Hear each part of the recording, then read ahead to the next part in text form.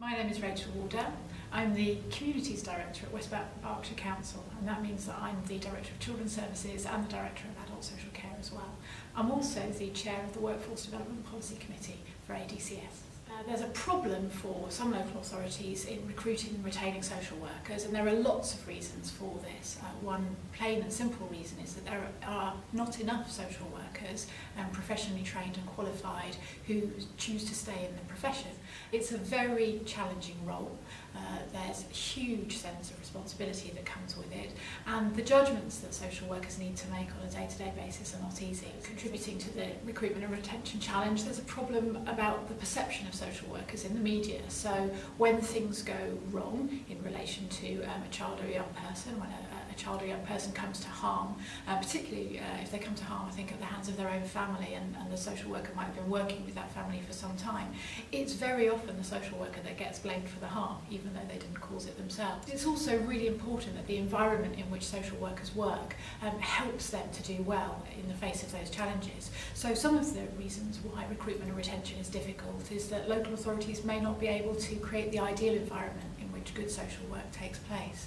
And so local authorities need to think carefully about their role as employers to make it possible for social workers to do this kind of challenging work well and to feel supported and supervised while they do it. There are lots of things that local authorities are doing to try and attract and retain more social workers, and they tend to be in three different categories really. One is the standard terms and conditions of the job, how are people paid, and what you see there are things like golden handshakes for new recruits, golden handcuffs, so trying to retain people for certain lengths of time, and the idea of bonuses and things like that when people have stayed with an organisation. Then there is thinking about what it is that social workers need in their lives outside work. So for example, one of the challenges, and it's particularly true in the South East, is that it's really difficult to afford a home in the South East. So employers think about things like whether they can subsidise housing, whether they can support mortgages, whether they can fund relocations. And then the last thing is the working environment itself in which social workers practice. What we know is that social workers really value supportive management. They need and benefit from close supervision, not of a kind of top-down managerial kind, but reflective, positive, something that encourages social workers to think differently. So the government has a whole programme of social work reform, and there are, I think, probably positives and negatives to that. So on the plus side, in terms of recruitment and retention, one of the things that the government wants to do is to raise the positive profile of the social work profession, to have people, the wider public, understand that it's a profession and to give it greater credibility.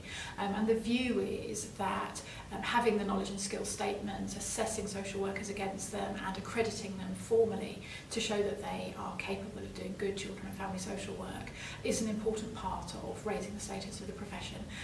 It's hoped that if the profession has higher status, greater public respect, that would lead to more social workers entering the profession, more social workers staying in the profession, perhaps better rates of pay, better conditions for the profession. So all of those things might be on the positive side. I think the possible downside is it increases the level of challenge in a profession that's already challenging. I'm not saying, by the way, that I don't think social workers should perform to high standards. I think that's absolutely a given. But the way that the assessment and accreditation is carried out will involve further testing. That will need to be administered, and the training and the development of social workers will need to be delivered by local authorities and by their partners, all of which adds pressure to the system. And there's obviously a worry if you set the pass mark too low. What's the point of doing it anyway? If you set it too high and a large number of social workers fail to reach that standard, what does that mean for the services that we can deliver? There are different views, I think, out there about whether assessment and accreditation should be mandatory, but there's a very clear view on the part of the ADCS that for children and family practitioners and for practice supervisors, it should be mandatory. We know that we want a level playing field right across the profession, that we think that there's a risk of different local authorities losing out, different local authorities gaining if it's not mandatory. So we would expect an absolute level standard right across the profession, and that's what we should be striving for. We're all obviously committed to social work being a strong profession and with high standards, and I guess we'll hope that the positives outweigh the negatives in the end.